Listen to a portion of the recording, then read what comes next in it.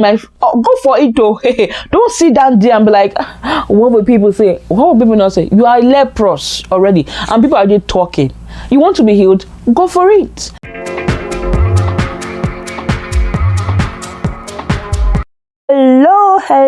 Hello, how you doing? Welcome back to my channel.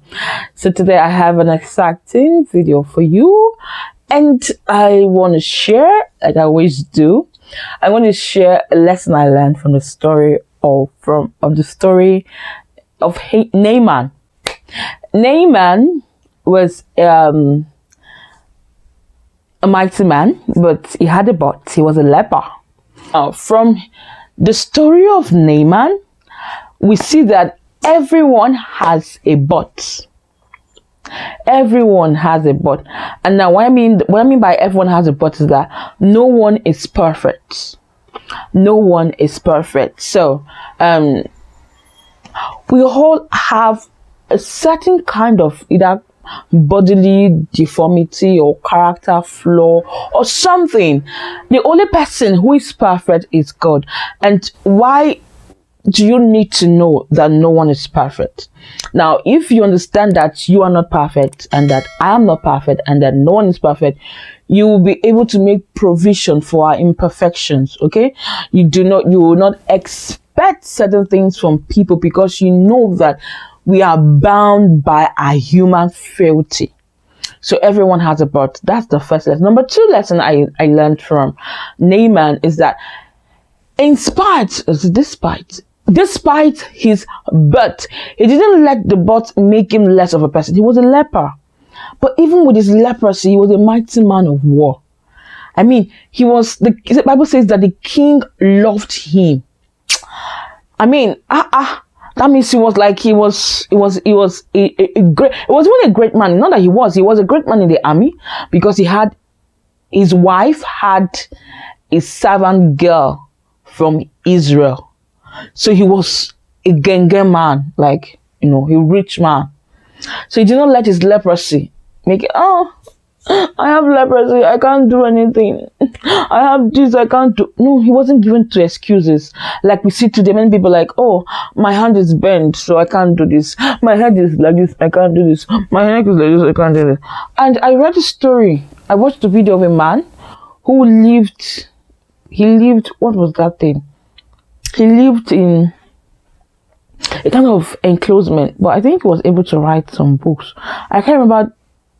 If you remember the story, please leave it down in the comment section. I can't remember the details, but that man didn't let his condition, hinder him from becoming the best he could be.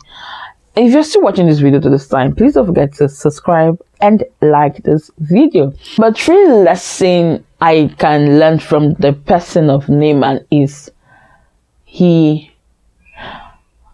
how do I explain this now? He listened to his servant, his girl servant. Now he wasn't like, he didn't, when the girl told him, sir, told the wife that, can my Oga go and visit this place? I know one prophet though that will heal him of this thing. Can he go and visit? I'm like, shut up! What do you know? How dare you, doctor? Who called into this matter? You're not even afraid. You're talking about me, Abi? So what? No. He wasn't like, okay. He listened, and then he told the king, "This is what I heard. Though, maybe we should try this out." There are many people who do not listen to their inferior, like people that are lower subordinate. They don't listen. They feel like you have nothing to tell them. But the truth of the matter is, everyone has something to tell. Like, I could have an uncle who works as a gate man, who is a friend to a boss.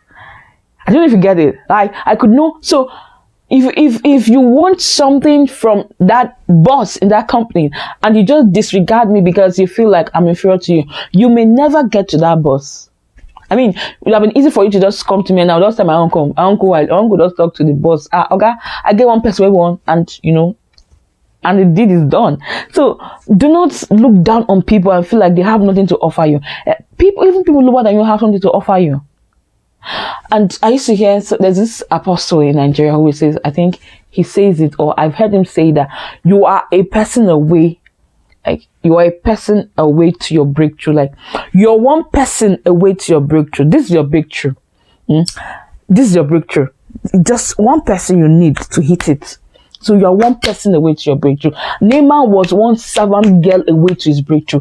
And if he had just like disregarded the girl, if he had just like shot the girl, he would never have been healed. He won't. So don't disregard anyone. Another lesson I picked from this man, Naaman, is that he went to Prophet Elisha. He was a notable man. You know, he would have called for Elisha, like, come down here. But that's the fact that when you need something, go for it. When you need something, go for it. And when he went, he didn't go in a disguise. He didn't want people to like, I want to hide my face. I don't want anyone to know that I'm the one. No, he didn't disguise. He wanted something. Like, if you want something bad in my, go for it. Oh, hey, don't sit down there and be like, what will people say? What will people not say? You are leprous already, and people are just talking. You want to be healed? Go for it. So you want something, go for it. And another thing I learned is that when he was going to meet Elisha, he didn't go empty-handed. He went with something. Honor, I think, and this I've been hearing, and it's like a recurring theme for me. You know, honor people, honor people, honor people, honor people. Yeah. So he honored Elisha. Lastly, another thing that I learned from this man is, I think it's relating to the other one I talked about, the servant girl. Yes, he was a proud man. It was like when Elisha told him, Elisha did not even meet him. Elisha didn't even greet him, like welcoming and say, oh, ye majestic man, blah, blah, blah.